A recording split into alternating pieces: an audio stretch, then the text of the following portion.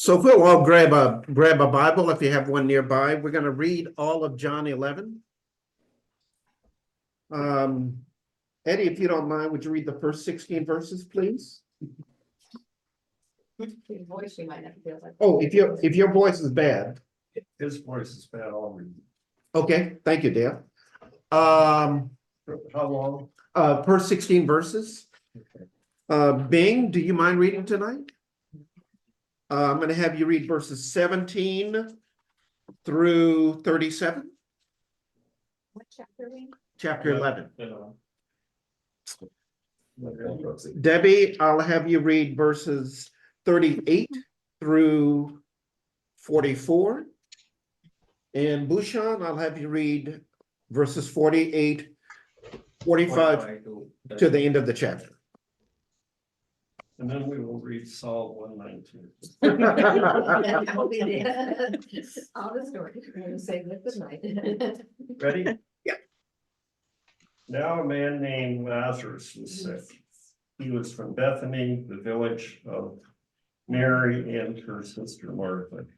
This Mary, whose brother Lazarus now lay sick, was the same one who poured perfume on the Lord and wiped his feet with her hair. The sisters sent word to Jesus, "Lord, the one you love is sick." When he heard this, Jesus said, "This sickness will not end in death. No, it is for God's glory, that God's Son may be glorified through it." Jesus loved Martha and her sister and Lazarus. Yet when he heard that Lazarus was sick, he stayed where he was 2 more days. Then he said to his disciples, "Let us go back to Judea." "But Rabbi," they said, "a short while ago, the Jews tried to stone you, and yet you were going." Jesus answered, "Are there not 12 hours of daylight? A man who walks by day will not stumble, for he sees by the world's light. It's when he walks by night that he stumbles, for he has no light." After he had said this, he went on to tell him, "Our friend Lazarus has fallen asleep, but I'm going there to wake him up." His disciples replied, "Lord, if he sleeps, he will get better." Jesus had been speaking of his death, but his disciples thought he meant natural sleep. So then he told them plainly, "Lazarus is dead, and for your sake, I'm glad I was not there, so that you may believe, but let us go to him." Then Thomas, called Didymus, said to the rest of the disciples, "Let us also go, that we may die with him." So Jesus comforts the sisters. On his arrival, Jesus found that Lazarus had already been in the tomb for 4 days. Bethany was less than 2 miles from Jerusalem, and many Jews had come to Martha and Mary to comfort them in the loss of their brother. When Martha heard that Jesus was coming, she went out to meet him, but Mary stayed at home. "Lord," Martha said to Jesus, "if you had been here, my brother would not have died. But I know that even now, God will give you whatever you ask." Jesus said to her, "Your brother will rise again." Martha answered, "I know he will rise again in the resurrection at the last day." Jesus said to her, "I am the resurrection and the life. He who believes in me will live, even though he dies. And whoever lives and believes in me will never die. Do you believe this?" "Yes, Lord," she told him. "I believe that you are the Christ, the Son of God, who is to come into the world." Do I go on? You go to 37. Okay. And after she had said this, she went back and called her sister Mary aside. "The teacher is here," she said, "and is asking for you." When Mary heard this, she got up quickly and went to him. Now Jesus had not yet entered the village, but was still at the place where Martha had met him. When the Jews who had been with Mary in the house, comforting her, noticed how quickly she got up and went out, they followed her, supposing she was going to the tomb to mourn there. When Mary reached the place where Jesus was and saw him, she fell at his feet and said, "Lord, if you had been here, my brother would not have died." When Jesus saw her weeping, and the Jews who had come along with her also weeping, he was deeply moved in spirit and troubled. "Where have you laid him?" he asked. "Come and see, Lord," they replied. Jesus wept. Then the Jews said, "See how he loved him." But some of them said, "Could not he who opened the eyes of the blind man have kept this man from dying?" Jesus, once more deeply moved, came to the tomb. It was a cave with a stone laid across the entrance. "Take away the stone," he said. "But Lord," said Martha, the sister of the dead man, "by this time there is a bad odor, for he has been there for 4 days." Then Jesus said, "Did I not tell you that if you believe, you will see the glory of God?" So they took away the stone. Then Jesus looked up and said, "Father, I thank you that you have heard me. I knew that you always hear me, but I said this for the benefit of the people standing here, that they may believe that you sent me." When he said this, Jesus called in a loud voice, "Lazarus, come out." The dead man came out, his hands and his feet wrapped with strips of linen and a cloth around his face. Jesus said to him, "Then take off the grave clothes and let him go." The plot to kill Jesus. Therefore, many of the Jews who had come to visit Mary had seen what Jesus did, put their faith in him. But some of them went to Pharisees and told them what Jesus had done. Then the chief priests and the Pharisees called a meeting of the Sanhedrin. "What are we accomplishing?" they asked. "Here is the man performing many miraculous signs. If we let him go on like this, everyone will believe in him. And then the Romans will come and take away both our place and our nation." Then one of them, named Caiaphas, who was the high priest that year, spoke up. "You know nothing at all. You do not realize that it is better for you that one man die for the people than that the whole nation perish." He did not say this on his own, but as high priest that year, he prophesied that Jesus would die for the Jewish nation, and not only for that nation, but also for the scattered children of God, to bring them together and make them one. So from that day on, they plotted to take his life. Therefore, Jesus no longer moved about publicly among the Jews. Instead, he withdrew to a region near the desert, to a village called Ephraim, where he stayed with his disciples. When it was almost time for the Jewish Passover, many went up from the country to Jerusalem for their ceremonial cleansing before the Passover. They kept looking for Jesus, and as they stood in the temple area, they asked one another, "What do you think? Isn't he coming to the feast at all?" But the chief priests and Pharisees had given orders that if anyone found out where Jesus was, he should report it so that they might arrest him. God bless this verse.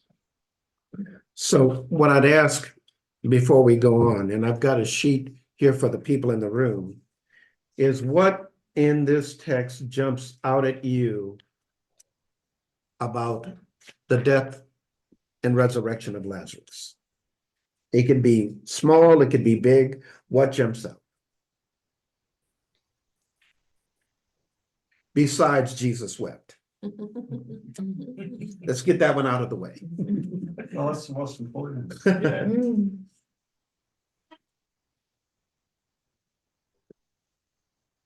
I don't think this is terribly important, but where is it? The one you love, Mhm. that phrase, because often it's thought whoever wrote this gospel was the one whom Jesus loved. Mhm. And there's a small view that was Lazarus, Hmm. based on that verse. Yeah, I doubt it hangs, but Yeah.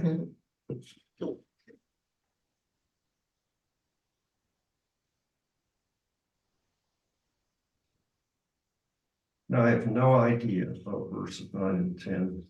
I mean, I guess if I thought about them and looked it up, I'd figure something out, but I don't know what Jesus is saying.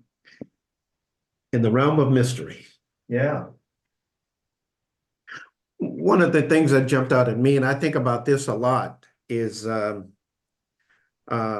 somebody, when I was with Kathy and her family at Colony Grill the other night, some people came to where I was sitting, and they were people from Burns Tavern. And Kathy, they wondered, how do you know those people? And it occurred to me that Joe and his girlfriend were there because Joe's mother had died. They were there for an hour, but as they were leaving, all of a sudden, Happy Birthday was being sung. And there was a little 2-year-old girl who was having her birthday in the same family. And here, Lazarus dies, and then in the latter part of chapter 11, the high priest prophesies that even in the midst of resurrection, there's also death. So that had never occurred to me before. Anything else before I plunge? Anybody on screen?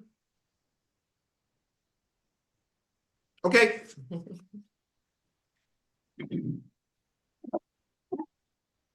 You all are going to get a window into how I do chaplaincy tonight, which will probably guarantee that you'll never want me to be your chaplain.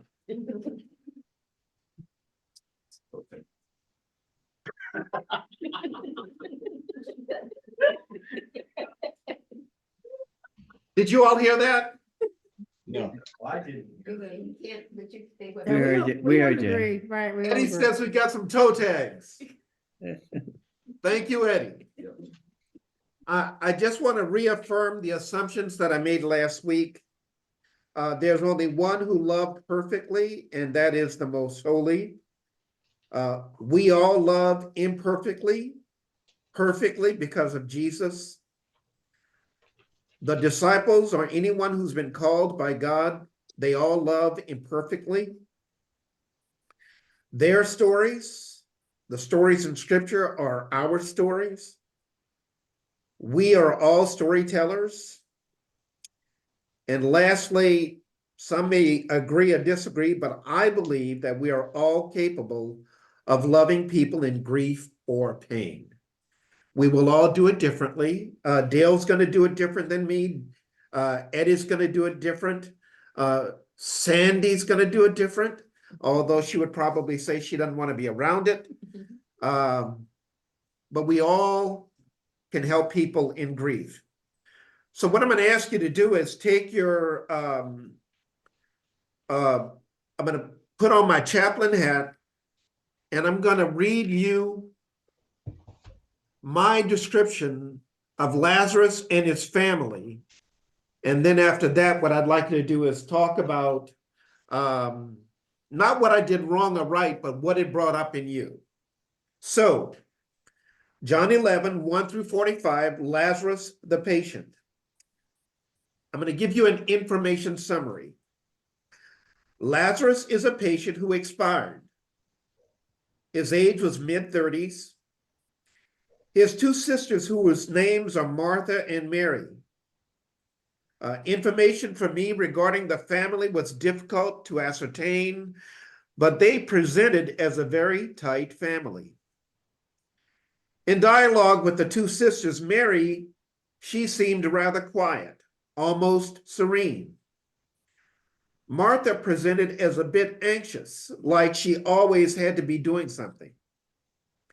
The family is of Jewish faith, but there is suspicion of the family's interest in a group following some guy called Jesus.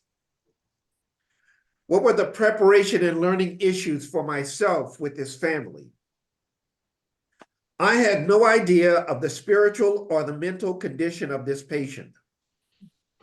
Other than the nurse indicating that the family was supportive of each other, I did not know what I was walking into. My goal was to competently attend to the patient and family as best I could and for what they would allow.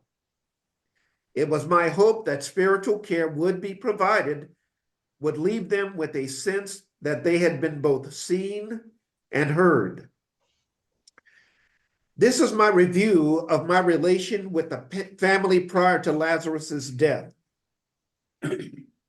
This family presents with a deep sense of faith, although they're very curious around this guy named Jesus. They speak of people not understanding their interest in Jesus, including their parents. Yet they persist. I can't say that I even understand it, but their interest seems genuine, especially around the issue of death. Lazarus seems resigned to whatever comes. Martha shushes him. Mary, she seems quietly poised.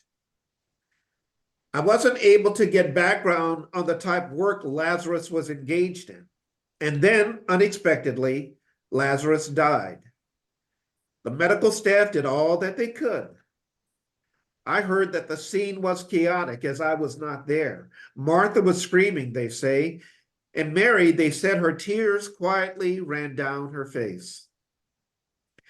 As was the custom, the family retrieved the body. They brought Lazarus home and they buried him. The family seems like they will have a rough go of it with this new dynamic. But I am still left curious about this guy who they were talking about, his name being Jesus. Regardless, it may require some looking into. I get asked what are the psychological dimensions, so I'm going to share them with you. I can imagine that some people might consider this family a little delusional. They seem attuned to the present to me, and certainly they did not come across as broke from reality. On the contrary, they seemed very connected to family and friends, except for this bit about this fellow Jesus. Overall, they're basically quirky, intact, and relatively tight as a family. Some sociological dimensions. Except for the tension that there may be with friends and family regarding the man they call Jesus, Lazarus and his family presented as any other family that might be considered normal. They seemed to lack for nothing. Indeed, they seemed that they had support and that they also supported their family and friends. Theological dimensions. Theologically, when I think of this family as a chaplain, they seemed to be waiting for something. There was a palpable sense of anticipation, as if they were getting ready for something big. Nothing was stated, but just a buzz in the air. It was weird, but I could feel it in the air, kind of like an electric charge to the skin. Cultural dimensions and intercultural competence. Lazarus was somewhere in his mid-30s, unmarried, with 2 sisters. The family is of Jewish faith, and though economics weren't spoken of, the patient and his family seemed low to middle class to me. I, the chaplain, am Black, I'm 70, and I'm American. What were my strong points that I thought and my weaknesses in dealing with this family? One, I gave the family the space that they needed to talk. 2, I did not run away from the specter of death. And 3, I was inclusive in engaging with the patient and the family. If I had a weakness, my question is, did I miss anything with Mary? Should I have tried to get her to speak more? I'm going to comment on my feelings. Did my feelings change during my visits with this patient and family? My feelings expanded the longer the visits occurred. I was especially moved by the family's sense of coherence, even among the questions regarding their faith. I found myself feeling a sense of the sacred as I continued to engage them. In fact, I'm still thinking about it. I'm always asked to do a spiritual assessment with patients, and here's mine. For hope, I have that Lazarus and his family were engaged in a spiritual pursuit of a deep something. I can't name it, but they're in pursuit of it. Their religion, their organized religion, is the patient and the family are Jewish. Their personal spirituality, though we did not discuss it at deep length, This family's love for each other communicated a sense of deep encouragement and sustenance. And then the last one, E, effects on care. The patient, Lazarus, died 3 days ago. So that's my assessment. Questions. How does this make you think, feel about Lazarus and his family from a human standpoint? What was significant or not in either this presentation of Lazarus and family or in the biblical text of chapter 11? Many people feel you should not show feelings when dealing with people in grief. What are your thoughts on that? And then other insights and comments. So, your turn.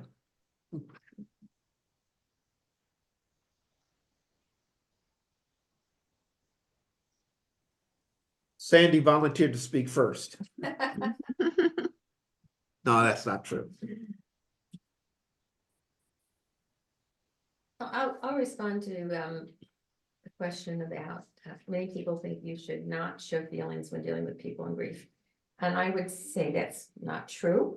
That showing a certain level of feeling would be quite appropriate, and they would feel like you're actually kind of engaged with them. If you didn't, it would feel rather cold, I would think. Yeah. However, I would try to not I wouldn't want my feelings to be more expressive than the family's feelings. Yeah. So if they're a more quiet, reserved family, then I don't want to be highly expressive of my feelings. I want to kind of manage that so that my feelings don't overshadow them or that they need to turn around and take care of me. Yeah.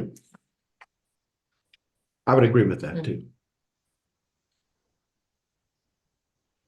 I think you have to kind of feel out different people and you kind of get a vibe from them.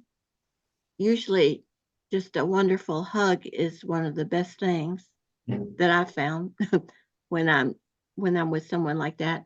But I remember one of my son Greg's friends died as a teenager, and I went to the house the next day, and we all sat around, and it was dreadfully sad. And we told stories though about the boy, and some, when the last time I saw Peter, this happened, and later on, this woman wrote a book, and she wrote in there how much that meant to her that day. Just hearing those positive stories about her son that she was never going to see again. And so I think sometimes it was evident that day that was appropriate, but I didn't realize that it meant as much to her at the time as it did. Agreed, Sylvia. And I think we're going to find out a lot more stuff about Joanne this coming Saturday. Right. Yes, we're going to hear a lot of stories. Absolutely. How do you give the family the space they needed to talk? That's a good question. I think Debbie hit it. Often I'll be with the family and I'll tell a story at the end. I just sort of put my back against the wall and I go quiet.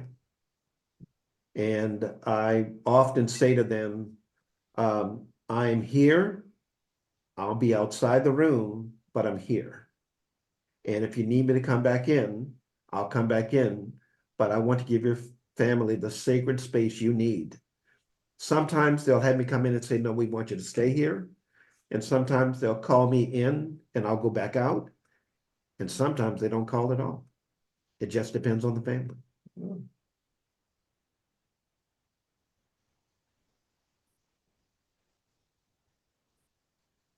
And then when you're into the discussion, not dominating. Oh. I mean, that's part of that. My goal is 7 to 10 minutes of them talking. And if I do a minute, Yeah. that's enough for me. Yeah. I would much rather keep them talking than to give them any perceived wisdom, because frankly, I don't have any. And the trick is to not be trying to think ahead of what you should be saying, Right.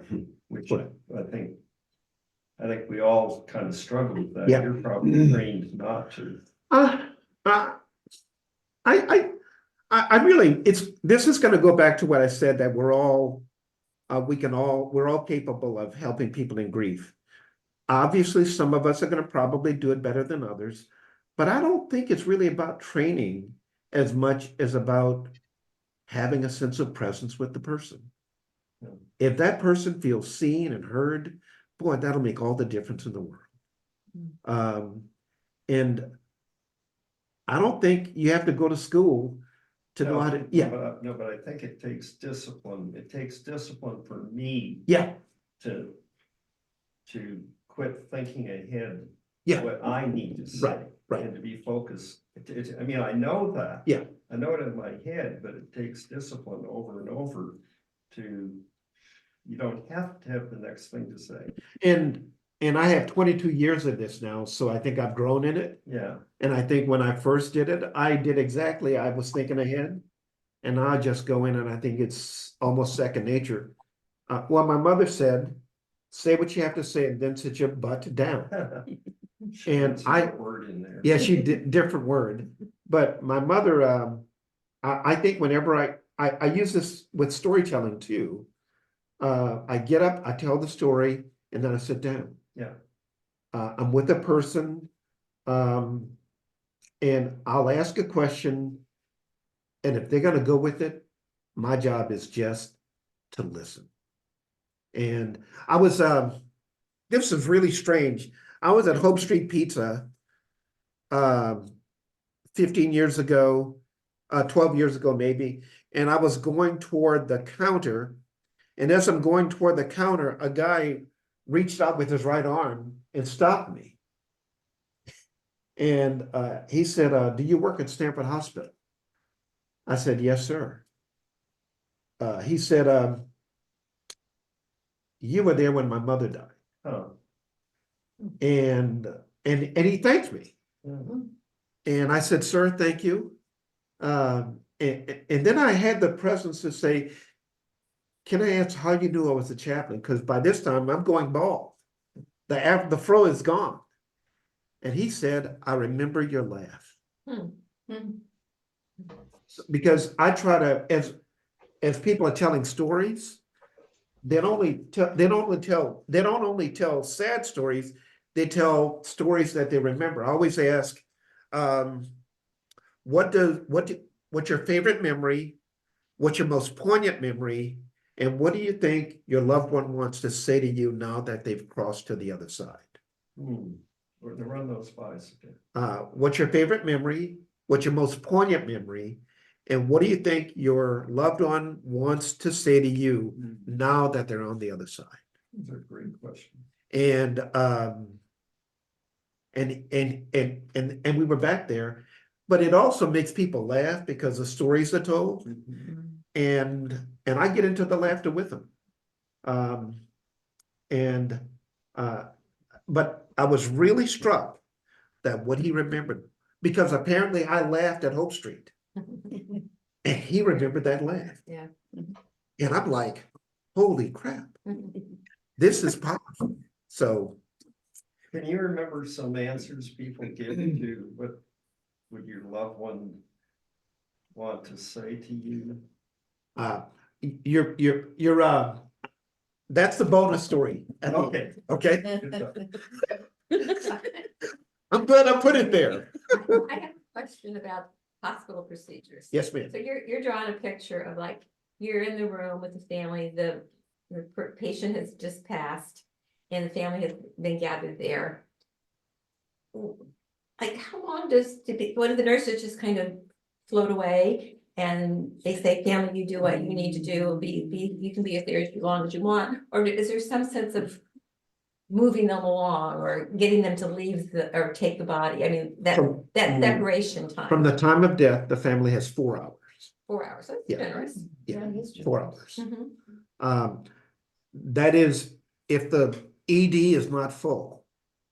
If the ED is full, like we've been full the last couple of And times, you gotta get a patient back. and we into gotta get a room. patient back into a room, Mhm, then it becomes 2 or 3 hours. Mhm. And it's a crapshoot. When I'm there, I'll say you have, by the time I've gotten there, I have about 2 hours left. mhm, And I'll tell the family, you got about 3 hours. mhm, And then the last time I give them a heads up, you have about another hour. mhm, With the realization that it's probably still an hour and a half before they're gonna leave. mhm, But I've titrated their minds to thinking that they can't stay there forever Right. mhm. because they want to. Yeah. Mm. And occasionally, to be honest with you, I have to deal with nurses who want to get them out too quickly Mhm. because they see the person as taking that room now. Yeah, they're in the business. Yeah, right. So, what if a person expired in the ED? Well, that's where it happened. Yeah, but yeah, ED is 4 hours and the room upstairs is 4 hours. They're Okay, both 4 hours. But you, in the ED, you could still have that space. Yes, Okay. yeah, they still have that space. Mm. Oh. And I'm pretty much known, I'm not gonna brag about this, but I'm pretty much known about really helping families. I I'm with them. Mhm, And sometimes they're there. One family was there for like an hour and a half mhm, without any pushing at all. mhm, And some families they're there 4 or 5 hours because they cannot leave their loved one. mhm. Or they want to go down with them to the morgue.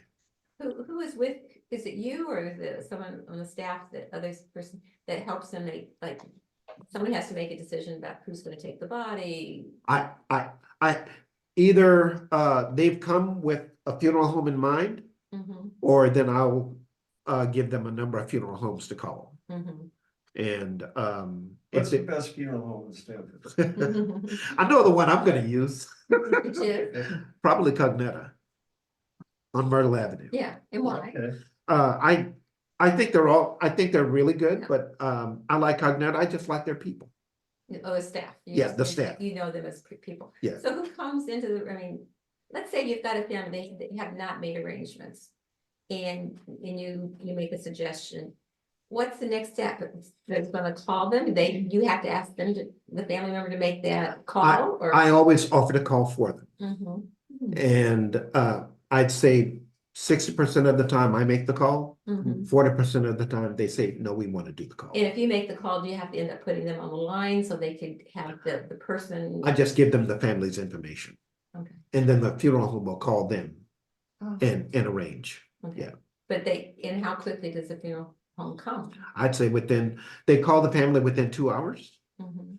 and then they pick the body up within 24 hours, 12 to 24 hours. From they'd be in the morgue, so at some point, hospital staff takes the body to the morgue. Right.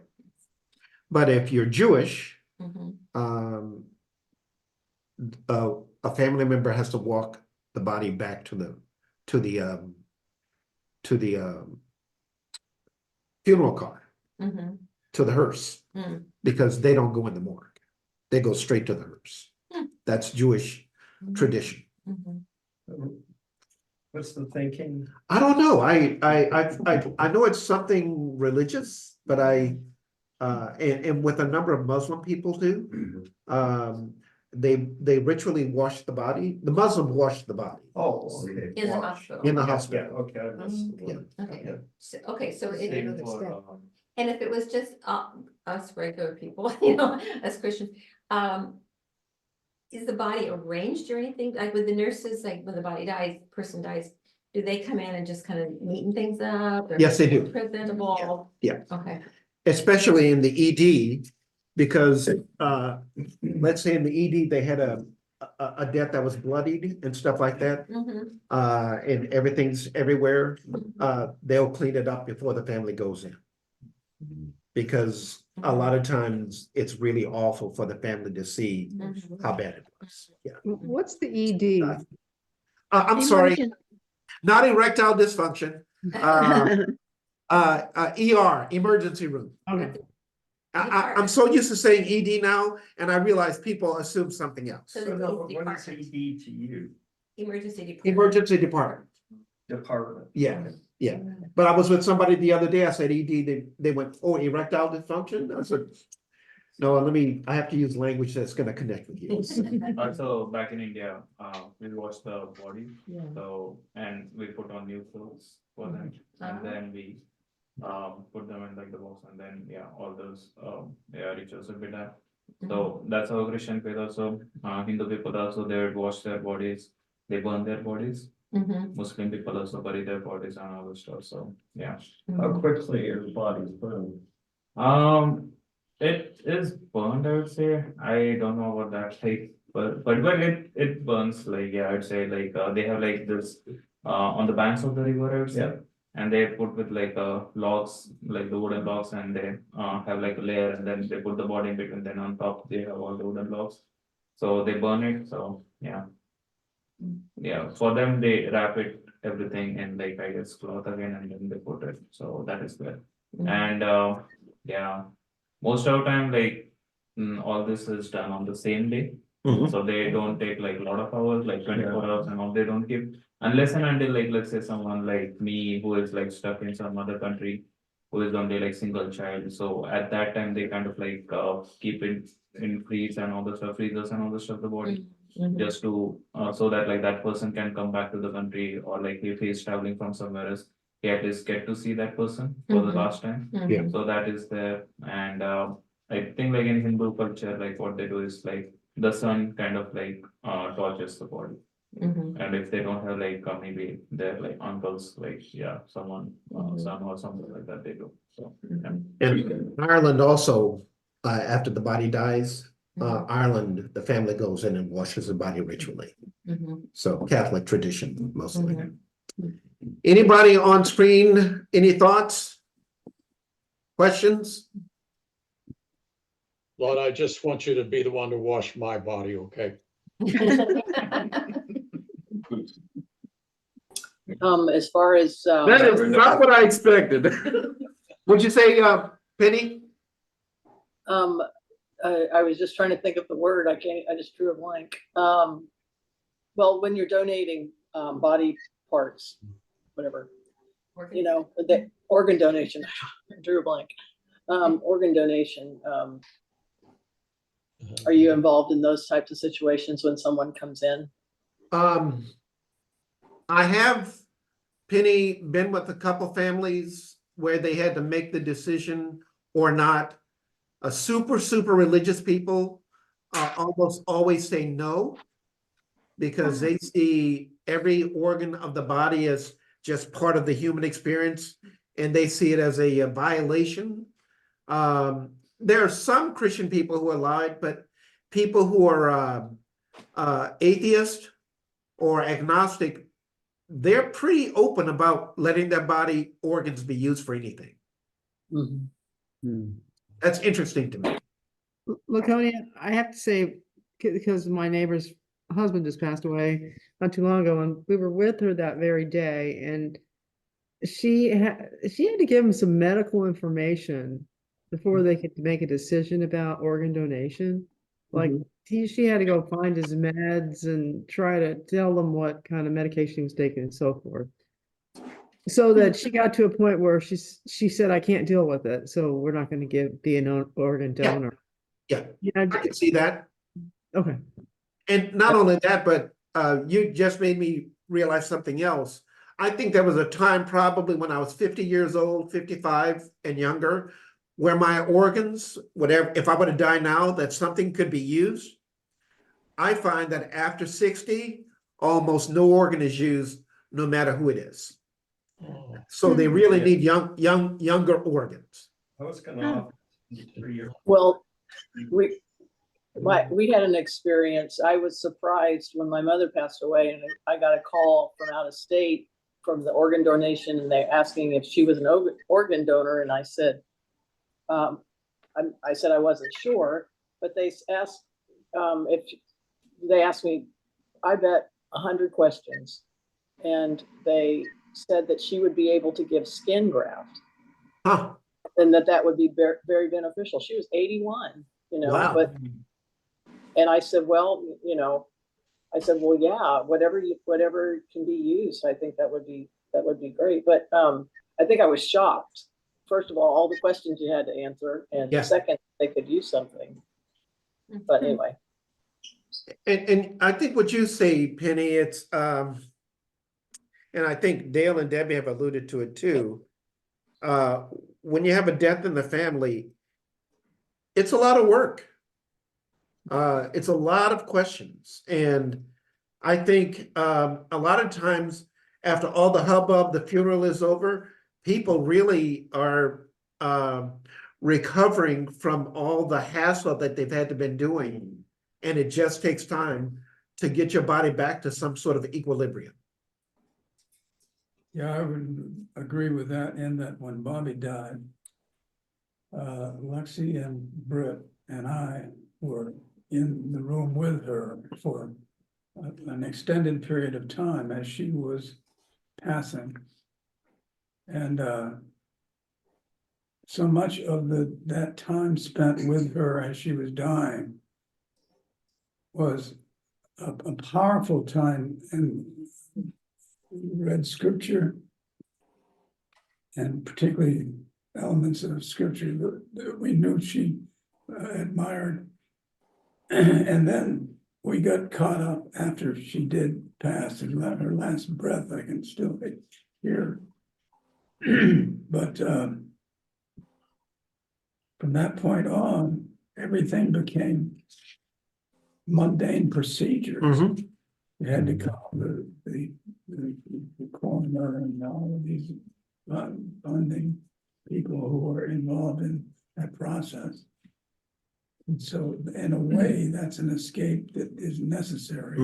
There are things that have to be done, and you have to do them. And we went all night long to get these things in place. Yeah. And that was part of our recovery. Yeah. Yeah. I just heard, I don't know how true it is for a Christian to burn a body. Is that pagan? No. Oh, Most of us have turned pagan. yeah. I just, it's a pagan ritual. It's very ancient. Yeah. And I just would like to say about donation. Karen and I have worked with Yale New Haven on a brain study that they've been doing for 10 years or so. And we have signed up to donate our brains. Yeah. That's one thing that they, that's not going to somebody, but it is a study. It's going to science. It's Yeah. going to science. I have a friend, her name's Julie Geyser. She's a OBGYN, APRN nurse. Her mother died, and her mother gave her body to the university. And the university used her body for 3 months. And then all the cremation costs were taken on by the university. All they had to do was go up and get so they didn't have any expenses. Only and then they had the memorial service. So her mother felt very obligated to give her body for science. And I'm thinking about that now. Well, go ahead. We kind of moved on. I mean, talk a little bit about cremation. And over the years, what changes have you seen in people's openness to it? What are people thinking as they make that decision? Because Jamie's right that 40 years ago, there was a lot of discomfort. That's true. With it. Well, my brother, some of you met my brother. This is before my mother died. And I was in Louisiana, and we were talking about where we're going to be buried. And I said, well, I plan on being cremated. And he goes, over my dead body.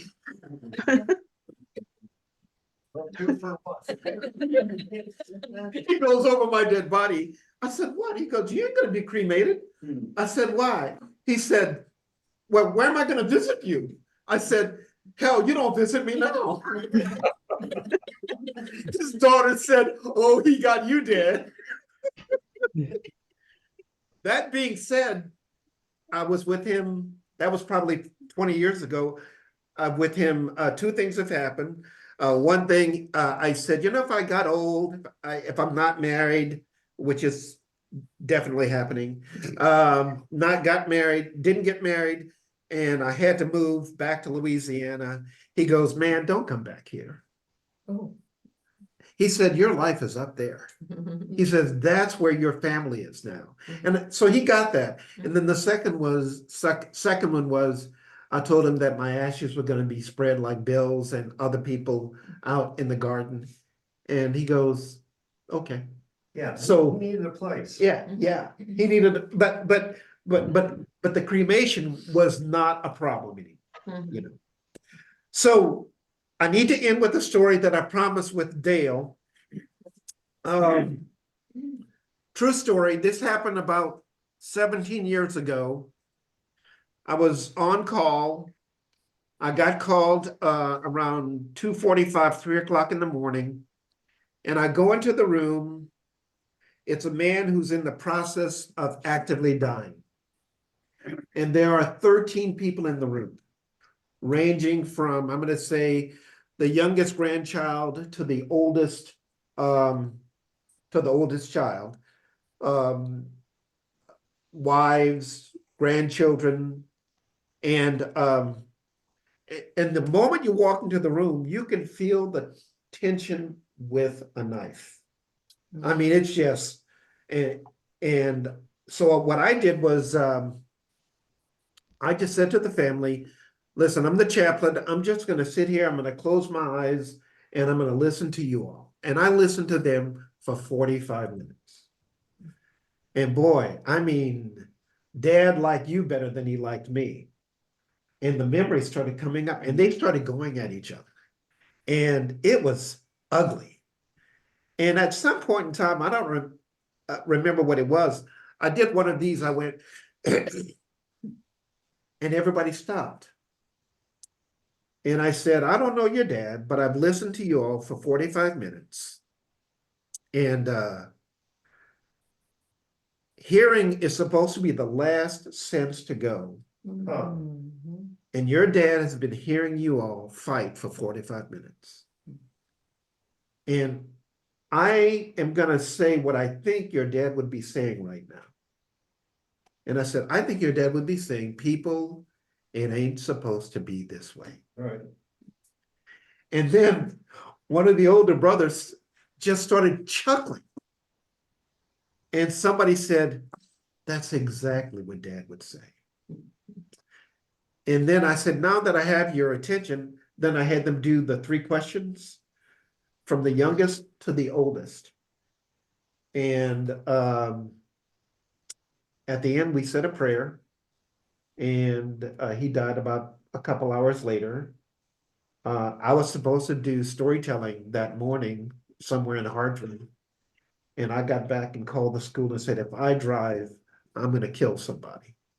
And I went to sleep and woke up 2 or 3 o'clock in the afternoon. I was exhausted. Okay, let me take, you got time for another story that you're gonna tell? No, I'm gonna take you back to the Christmas fire. Yeah. Story. Oh. And Oh. which, you know, happened on Sunday morning, a Christmas Yeah. Sunday morning. And really hit you hard. Oh. And I'm not looking for the story to Yeah. be told, you can say whatever you want, but my question is, how did you recover from that? Wow. Wow. The Christmas fire was 8 years ago. 3 girls got killed. The grandparents got killed.